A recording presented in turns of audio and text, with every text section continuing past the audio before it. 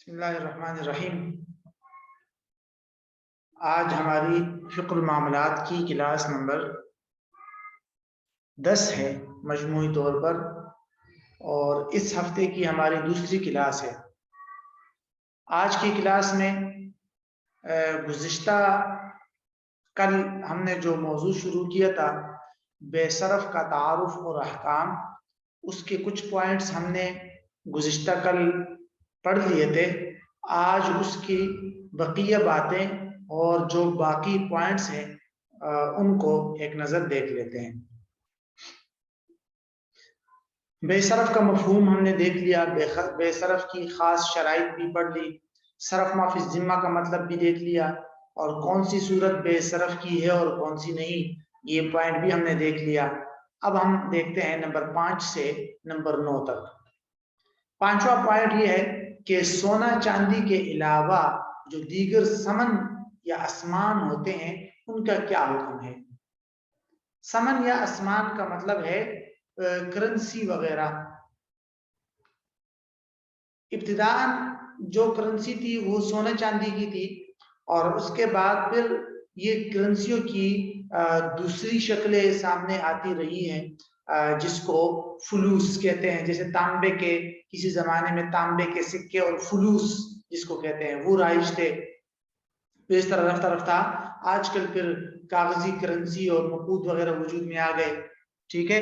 تو اس کو الگ سے آج کل کی جو کرنسی اور نقود ہے اس کو تو نمبر 6 میں دیکھ لیں گے، لیکن نمبر 5 میں ہم یہ دیکھ لیتے ہیں کہ سونا چاندی کے علاوہ جو دیگر دھات کی جو چیزیں ہوتی ہے جن کو بطور ثمن اور بطور قیمت استعمال کیا جاتا تھا، جیسے فلوس وغیرہ تانبے کے، تو ان کا کیا حکم ہے، کیا وہ بھی بے صرف کے اندر آتا ہے یا نہیں، ٹھیک ہے۔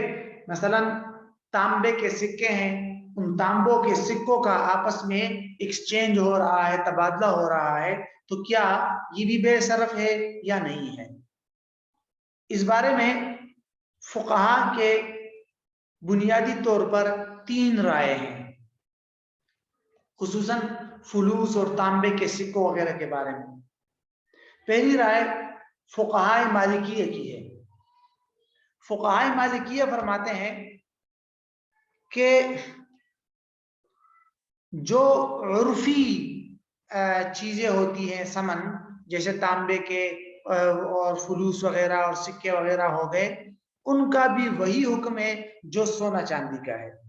جس طرح سونا چاندی کا تبادلہ بے صرف تھا اور اس کی کچھ خاص شرائط تھی، تو وہی حکم فلوس اور تانبے وغیرہ کے سکوں کا بھی ہے۔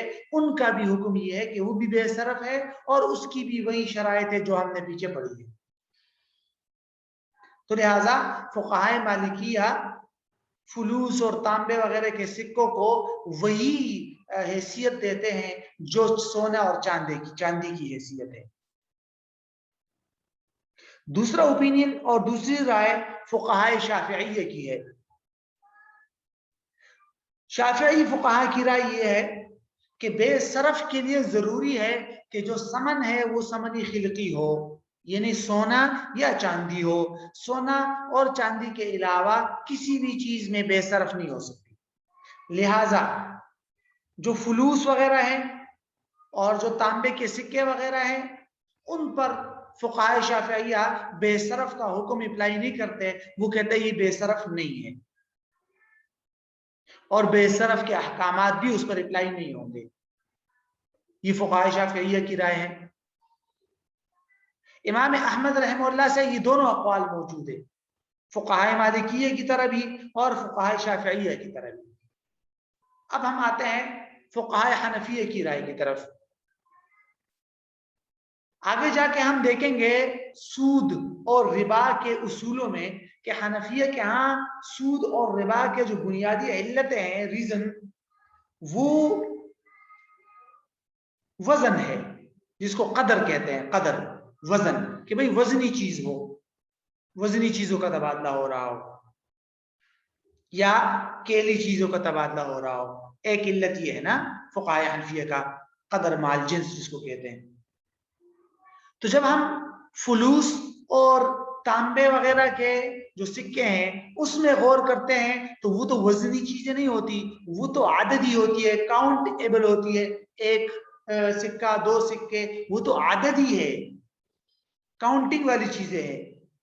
تو جب عددی ہے تو ان کے تبادلے پر سود کا حکم نہیں لگانا چاہیے، لہذا ایک سکہ دو اور 10 سکے لو تو یہ جائز ہونا چاہیے۔ کیوں؟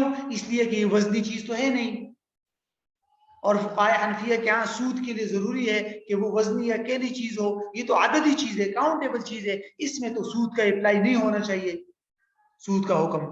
لیکن اس کے باوجود فقہائے حنفیہ فرماتے ہیں کہ بھئی ٹھیک ہے، فلوس اور تانبے وغیرہ کے جو سکے ہیں وہ تو بے صرف نہیں ہے، بے صرف نہیں ہے، بے صرف کے لیے سونا چاندی ضروری ہے، لیکن اس کے باوجود یہ جو تانبے وغیرہ کے سکے ہوتے ہیں ان کے ایکسچینجنگ میں کمی بیشی جائز نہیں ہے کہ آپ ایک طرف سے ایک سکہ دے اور دوسری طرف سے 2 سکے لے، یہ جائز نہیں ہے۔ اس کی ایک اور وجہ فقہائے حنفیہ نے ذکر کی ہے، وہ وجہ ذرا سمجھنے کی، آپ میں سے کچھ کو سمجھ آ جائے گی۔ بہرحال وہ یہ ہے کہ فقہائے حنفیہ فرماتے ہیں کہ یہ جو فلوس اور تانبے وغیرہ کے سکے ہوتے ہیں یہ ثمن ہے اور یہ متعین کرنے سے متعین نہیں ہوتے، اسی لیے اس کو امثال متساویہ بھی کہا جاتا ہے۔ امثال متساویہ کا مطلب ہوتا ہے نا کہ بھئی ایک سکہ یا 2 سکے موسٹلی ایک جیسے سکے ایک جیسی ہم مثل ہوتی ہے، اس میں قیمت میں کمی بیشی نہیں ہوتی، جیسے 5 روپے کا سکہ ہے تو 5 روپے کا ہے، سارے 5 روپے کے سکے برابر ہے، سارے 10 روپے کے سکے برابر ہے، اس لیے ان کو کہتے ہیں امثال متساویہ۔ جب اس کو امثال متساویہ کہہ دیا تو اس بنیاد پر فقہائے حنفیہ نے اس کو بھی قدر والا حکم دیا ہے، جس طرح گندم وغیرہ وزنی ہے، قدر ہے اس میں، تو وہی والا قدر فقہائے حنفیہ نے ان سکوں کو بھی دے دیا۔ تو اس بنیاد پر فقہائے حنفیہ نے کہا کہ اگر کسی ایک جانب کوئی چیز کم یا زیادہ ہوگی تو اس پر سود کا حکم لاگو ہوگا۔ تو یہ بے صرف نہیں ہے، پھر بھی ان سکوں کا تبادلہ ہوگا، فلوس اور ان تانبے وغیرہ کے سکوں کا تبادلہ سے ایکسچینج ہوگا تو کمی بیشی جائز نہیں ہے، وہ سود ہوگا۔ ہاں یہ الگ بات ہے پھر کہ مزید آپ گہرائی میں جائیں گے تو امام ابو حنیفہ اور امام ابو یوسف کے ہاں یہ چیزیں متعین کر لی تو یہ سامان بن جائے گا، پھر کمی بیشی جائز ہے، اور امام محمد کے ہاں جائز نہیں ہے۔ بہرحال خلاصہ یہی ہے، امام محمد کی رائے کو فقہاء نے لیا ہے، خلاصہ یہی ہے کہ سونے چاندی کے علاوہ جو دیگر دھاتوں کے اور تانبے وغیرہ کے سکے اور فلوس ہوتے ہیں ان کا بھی یہی حکم ہے کہ بعض فقہاء نے ان کو بے صرف میں تو شامل نہیں کیا، لیکن اس کے باوجود اس کا جب تبادلہ ہوگا، ایکسچینجنگ ہوگی تو اس میں کمی بیشی جائز نہیں ہوگی، اس میں کمی بیشی جائز نہیں ہوگی۔ تو یہ ہے بنیادی تصور سونا چاندی کے علاوہ جو دیگر دھاتوں کے سکے وغیرہ ہوتے ہیں ان کے بارے میں جو ان کا پس منظر ہے وہ خلاصہ سا میں نے یہ سمجھایا۔ پوائنٹ نمبر 6 کی طرف آئیے۔ آج کل کی جو موجودہ کرنسی ہے یا نقد نقود ہے ان کی شرعی حیثیت کیا ہے؟ پاکستانی روپیہ، بنگلہ دیش کا ٹکا ہے ٹکا، ٹھیک ہے، اور اسی طرح ڈالرز، ٹھیک ہے، یہ جو آج کل کے کاغذی وغیرہ کے کرنسی ہے اس کی شرعی حیثیت کیا ہے؟ شرعی حیثیت کیا ہے کا کیا مطلب؟ کیا جب ان کا تبادلہ ہوگا تو کیا یہ بھی بے صرف ہے؟ ان کا ایکسچینج جب ہوگا تو کیا یہ بھی بے صرف ہے یا نہیں؟ تو جو آپ نے پوائنٹ نمبر 5 میں جو تفصیل فقہاء کی پڑھی کہ مالکیہ نے ہر چیز کی کرنسی کو بے صرف کا حکم دیا ہے، تو جن حضرات نے مالکیہ کی رائے کو لیا تو انہوں نے یہاں موجودہ جو ہماری کرنسی ہے اس میں جب ایکسچینج ہو رہا ہوگا، تبادلہ ہو رہا ہوگا، اس کو بے صرف کہہ دیا۔ اور کچھ حضرات نے مالکیہ کی رائے کو نہیں لیا، وہ کہتے نہیں یہ بے صرف نہیں ہے۔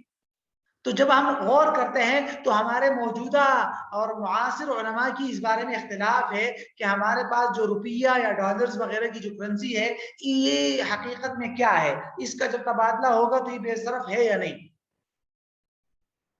اس بارے میں بنیادی طور پر کئی آراء ہے، لیکن 4 آراء زیادہ مشہور ہے، 4 اوپینین۔ پہلا اوپینین تو یہ ہے کہ یہ جو کرنسی ہے یہ بذات خود کچھ بھی نہیں ہے، یہ صرف ایک رسید ہے۔ جیسے میں آپ کے لیے نا ایک رسید لکھ کے بھیج دیتا ہوں کہ آپ کے میرے اوپر اتنے پیسے ہیں، یہ میں رسید لکھتا ہوں اور آپ بعد میں آ کر مجھ سے لے لینا، یا آپ کے میرے اوپر 1 من گندم لازم ہے، میں آپ کی رسید لکھتا ہوں. تو یہ جو رسید ہے اسی طرح یہ کرنسی بھی ایک رسید ہے، تبھی اس کے اوپر لکھا جاتا ہے نا کہ حامل حاضہ کو مطالبے پر ادائیگی کی جائے گی. تو وہ کہتے ہیں اس کے پیچھے حقیقت میں سونا ہے اور سونے کی رسید ہے. آپ کے پاس 100 روپے ہے تو 100 روپے کے پیچھے جتنا 100 روپے کا سونا آتا ہے آپ اس کے مالک ہیں اور یہ اس کی رسید ہے. تو یہ ہمارے جو ابتدائی جو متقدمین علماء تھے، مفتی شفیع رحم اللہ، شفیع تانوی رحم اللہ وغیرہ، ان کے دور میں علماء نے کچھ علماء نے اس کو اختیار کیا تھا، لیکن بہرحال بعد میں علماء نے اس کو ریجیکٹ کر دیا. دوسرا اوپینین یہ ہے کہ یہ جو کرنسی اور کاغذی نوٹ ہے یہ عام پیپر اور عام کاغذ کی طرح ایک سامان ہے. جس طرح آپ کاپی خریدتے ہیں، رجسٹر خریدتے ہیں کاغذوں کی شکل میں، تو یہ کرنسی بھی کاغذ ہے، آپ اس کے ساتھ کچھ بھی کر سکتے ہو. میں آپ کو 1 کاپی دے رہا ہوں، آپ مجھے جو ہے 3-4 کاپیاں نوٹ بک دے رہے ہیں، تو جائز ہے نا. ایسے یہ بھی جائز ہے کہ میں آپ کو 100 روپے کا نوٹ دے رہا ہوں، آپ مجھے 1000 روپے کا نوٹ دے، یہ بھی جائز ہے. یہ دوسری رائے. یہ بریلیوں کے جو امام گزرے ہیں، امام احمد رضا خان رحمہ اللہ، ان کی رائے ہے کہ کرنسی جو ہے یہ بھی عام کاغذ ہے. تو جب کاغذ ہے تو کمی بیشی جائز ہے، سود کا چوپٹ دروازہ کھل جائے گا اس سے. تیسرا اوپینین علماء عرب کی رائے یہ ہے کہ موجودہ کرنسی کا وہی حکم ہے جو سونا چاندی کا ہے، یعنی بے صرف ہے. یہ فقہائے مالکیہ کی رائے کو انہوں نے لیا ہے کہ اگر آپ کرنسی کا کرنسی کے ساتھ تبادلہ کر رہے ہیں تو دونوں جانب فی الفور قبضہ ضروری ہے. اور بے صرف کی جو خاص خاص شرائط کے پیچھے آپ نے پڑھی تھی نا سونا چاندی کے لیے، وہ ساری شرائط، وہ ساری تفصیلات کرنسی کے ایکسچینج میں بھی ہوگی. ٹھیک ہے.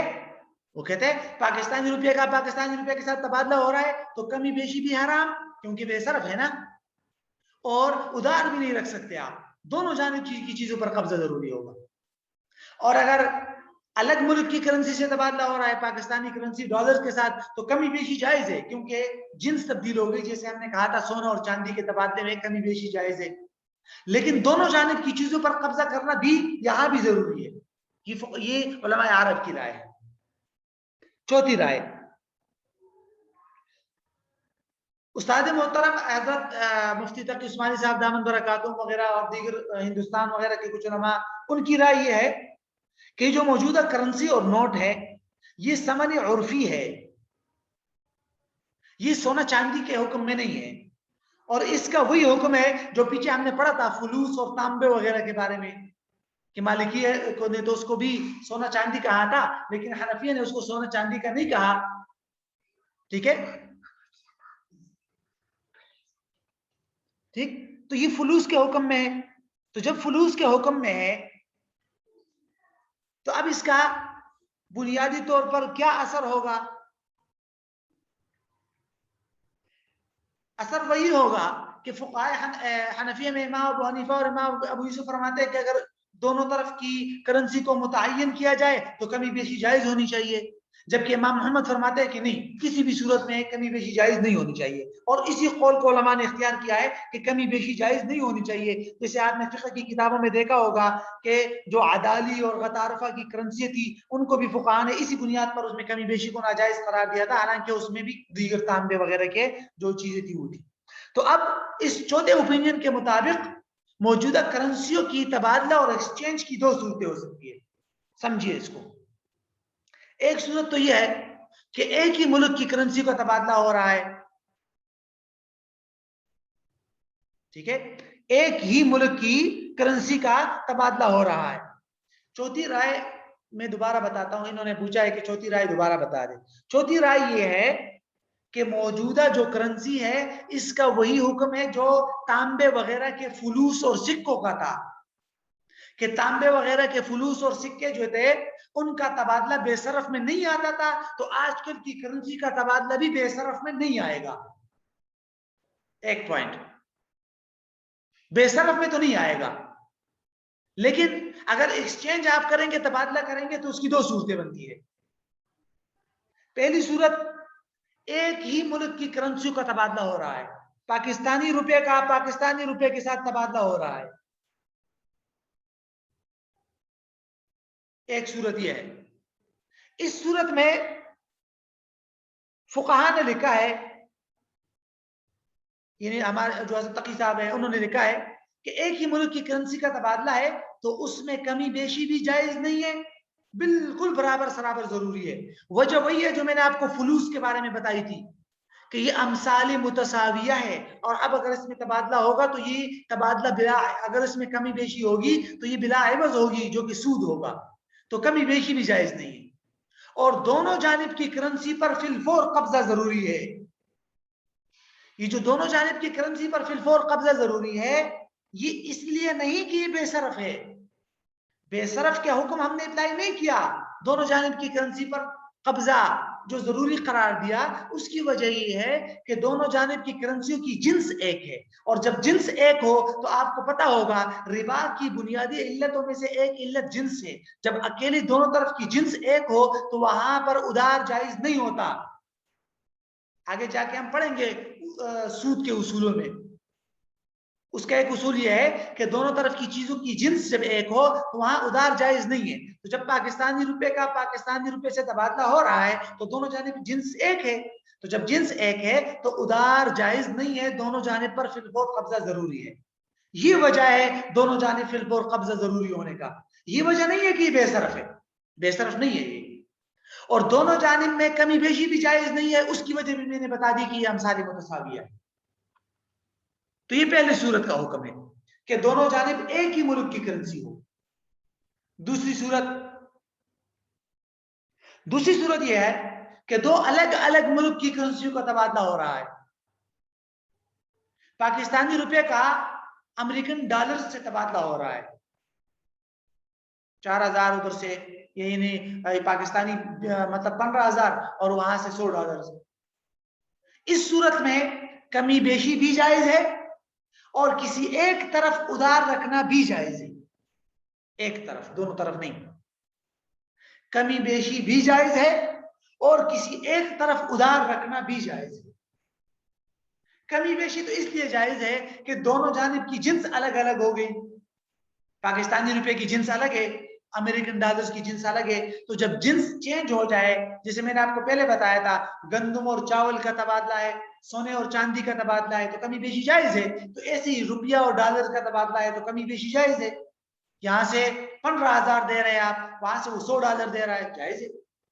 اور کسی ایک جانب ادھار بھی رکھ سکتے ہیں. کیوں؟ اس لیے کہ ربا کی کوئی بھی علت یہاں موجود نہیں ہے.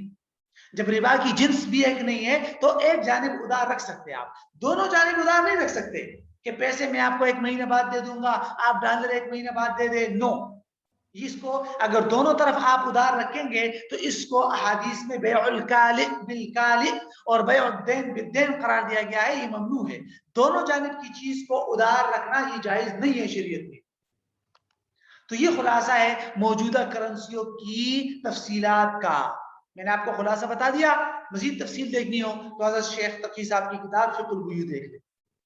خلاصہ میں نے آپ کے سامنے عرض کر دیا. اور یہ جو آخری صورت میں نے آپ کو بتائی الگ الگ ملکوں کی اور ایک ملک کی، تو اسی پر فتویٰ دیا جاتا ہے آج کل. اس کو ضرور ذہن میں رکھیں آپ. آ جائیے نمبر 7 پہ، چیک پر قبضہ. چیک آپ جانتے ہیں جو بینک کی طرف سے کچھ کاغذات ملتے ہیں چیک کی شکل میں، اور کوئی آدمی چیک پر کچھ رقم لکھ کر کسی کو دے دیتا ہے کہ جاؤ بھائی میرے اکاؤنٹ سے اتنی رقم نکال کر لے آؤ. تو یہ جو چیک ہے یہ کیا ہے؟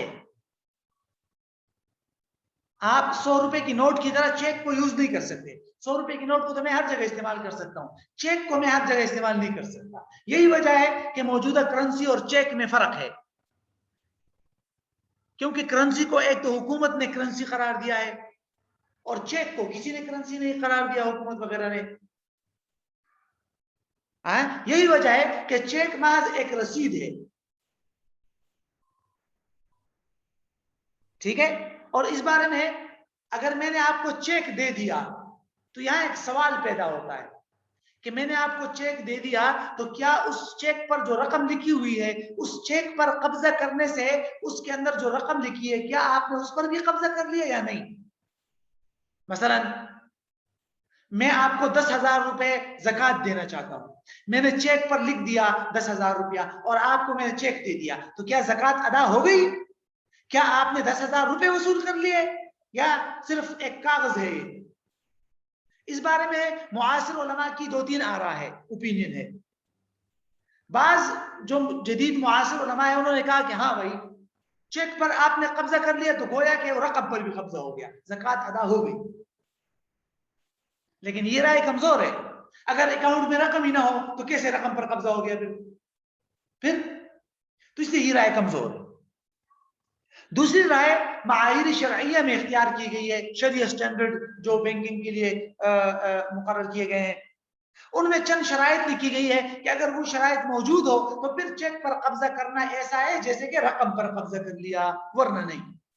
مثال کے طور پر ایک تو یہ کہ بھئی نقد چیک ہو، ادھار چیک نہ ہو، اکاؤنٹ میں رقم بھی موجود ہو، وہ رقم فریز نہ ہو، مطلب یہ کہ کیا کہتے ہیں فریز نہ ہو، یا اس طرح ایک شرط لگائی ہے کہ اس رقم کا نکالنا فی الفور ممکن بھی ہو، کراس چیک ہو، ٹھیک ہے، یہ چند شرائط لگائی گئی ہے۔ اگر یہ شرائط موجود ہو تو پھر اس چیک پر قبضہ کرنا ایسا ہے جیسے کہ چیک پر جو رقم لکھی ہوئی ہے اس رقم پر قبضہ ہو گیا۔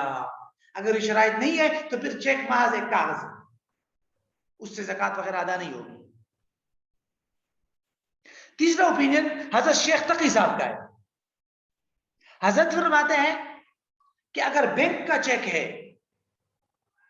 یا بینک کا سرٹیفائیڈ چیک ہے، بینک چیک کا مطلب ہوتا ہے نا کہ خود بینک نے اس کو جاری کر دیا، میں گیا بینک کے پاس اور میں نے کہا بھائی آپ فلاں آدمی کے نام ایک چیک جاری کرے، ٹھیک ہے، اور اس چیک میں اتنی رقم آپ لکھ لیں، بینک نے جاری کر دیا کسی کے لیے، تو اس پر قبضہ کرنا رقم پر قبضہ ہے۔ کیوں؟ اس لیے کہ بینک نے ذمہ داری لے لی کہ میں ادائیگی کروں گا، تو بینک گویا کہ آپ کا وکیل ہے، بینک نے قبضہ کر لیا تو آپ نے قبضہ کر لیا، تو چیک پر قبضہ کی حقیقت میں پیچھے بینک نے قبضہ کیا ہوا ہے۔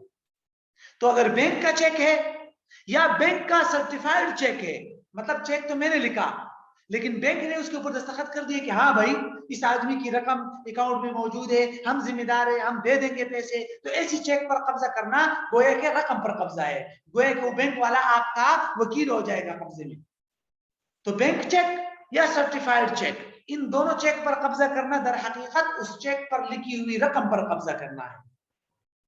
لیکن اگر یہ دونوں نہیں ہے، عام چیک ہے، شخصی چیک ہے جو عمومی طور پر ہوتا ہے، گھر سے میں نے لکھ دیا آپ کو دے دیا، تو وہ محض ایک کاغذ ہے، اس پر قبضہ کرنا یہ رقم پر قبضہ کرنا نہیں ہے، وہ محض ایک کاغذ ہے۔ یہ حضرت نے جو تفصیلات ذکر کی ہے اس کا خلاصہ میں نے آپ کو بتا دیا۔ فقہ البیوع میں حضرت نے اس کی تفصیلات ذکر کی ہے، اور جو میری کتاب آئے گی انشاءاللہ مالی معاملات، اس پر میں نے چیک پر باقاعدہ 30 صفحات کا مقالہ لکھا ہے، وہ بھی آپ دیکھ لیں گے انشاءاللہ۔ بہرحال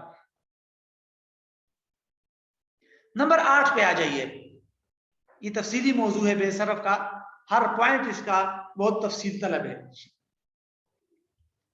نمبر 8 پہ ہے سفتجا،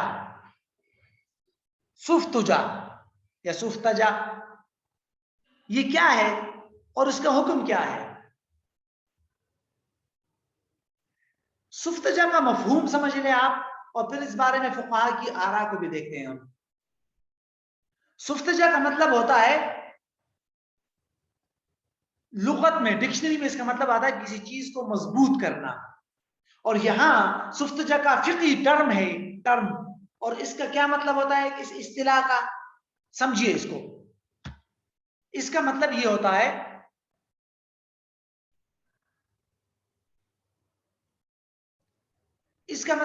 سفتجا کا کہ ایک شخص نے دوسرے کو ایک شہر میں قرض دیا اور یہ شرط لگائی کہ بھائی یہ قرض تم مجھے واپس کرو گے لیکن فلاں دوسرے شہر میں، مجھے یا میرے گھر والوں کو یا میرے فلاں دوست کو واپس کرو گے دوسرے شہر میں، اس کو کہتے ہیں سفتجا۔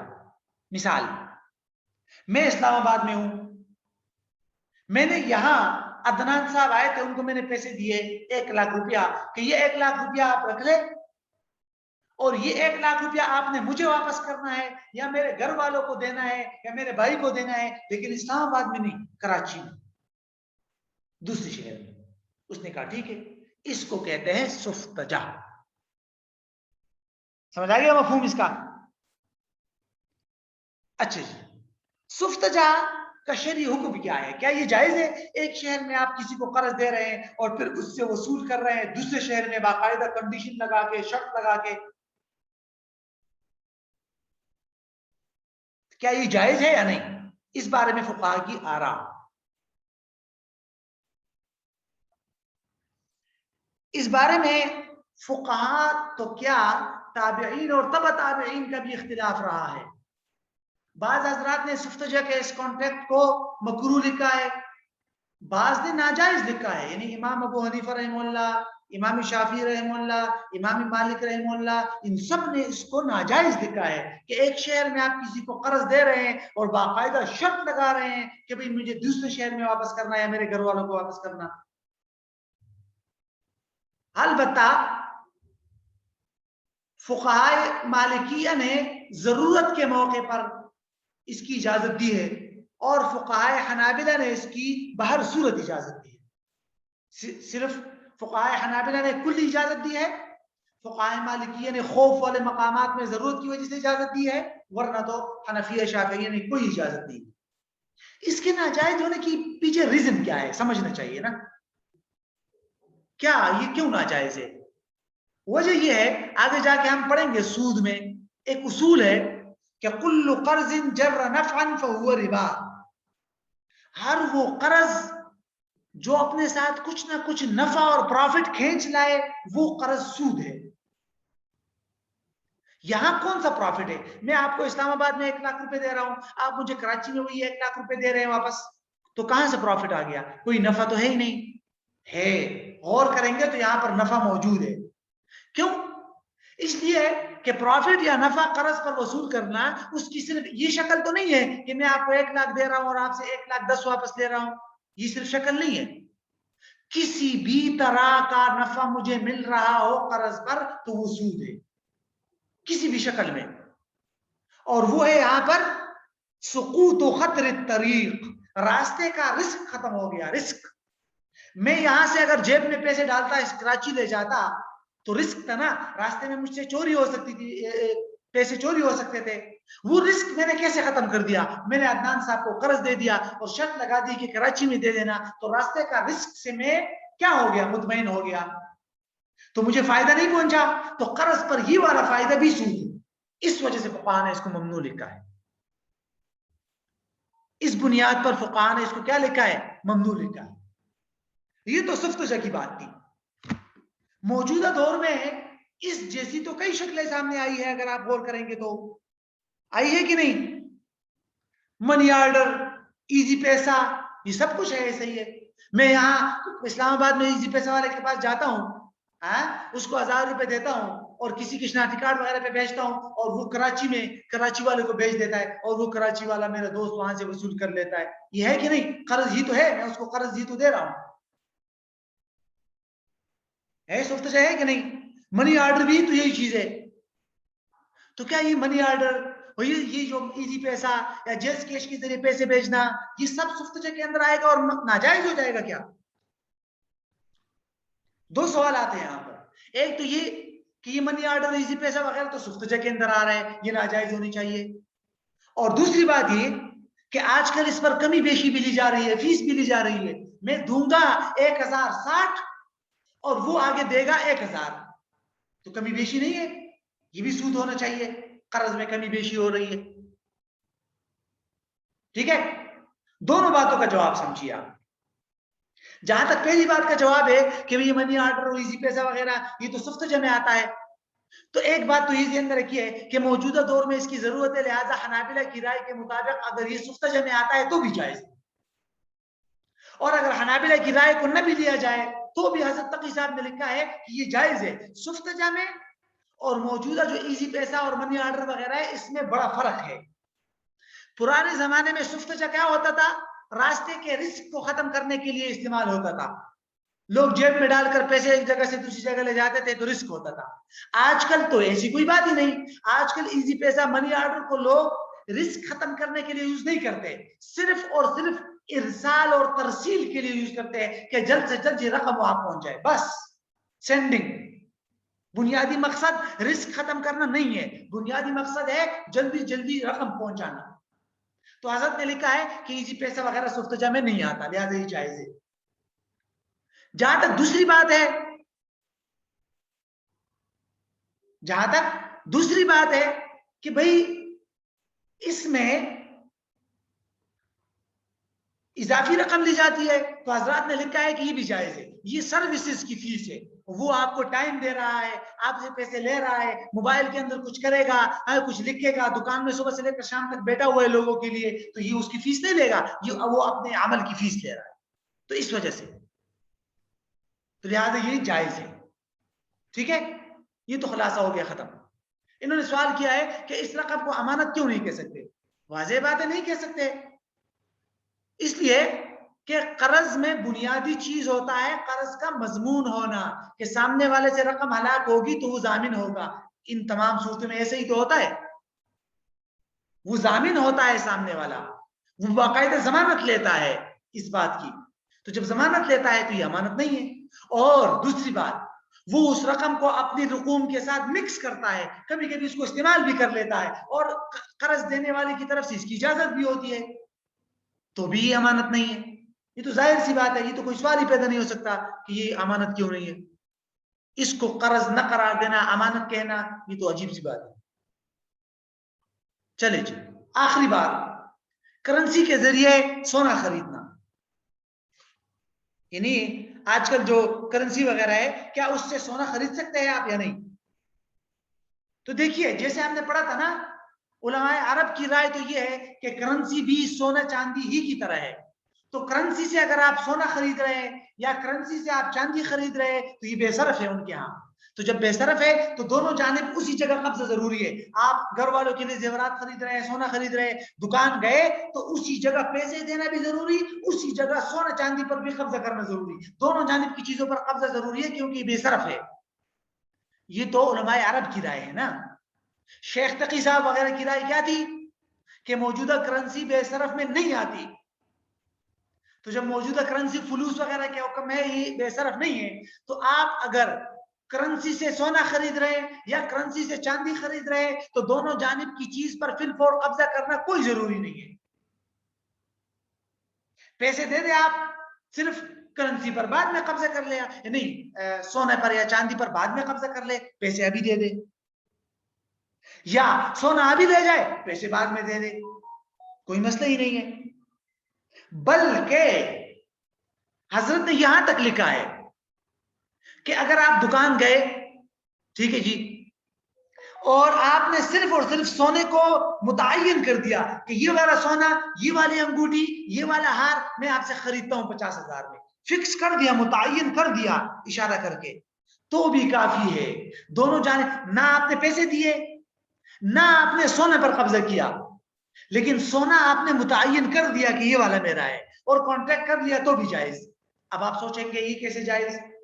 دونوں جانب کی چیز ادھار ہو گئی، پیسے بھی آپ نے نہیں دیے، سونا بھی آپ 1 ہفتے بعد لیں گے، کچھ دیر بعد لیں گے، تو یہ تو دونوں جانب کی چیز ادھار ہو گئی، بے الدین بالدین ہے. لیکن نہیں، یہ بے الدین بالدین نہیں، اس لیے کہ سونا چاندی آج کل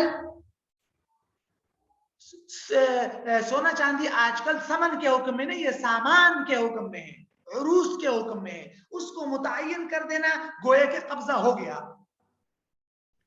جس طرح میں دکاندار کے پاس جاتا ہوں اور میں اپنے لیے گندم فکس کر دیتا ہوں کہ یہ والی بوری میری ہے، تو فقط فکس کر دینا، اشارے سے متعین کر دینا، یہ بھی قبضہ ہے.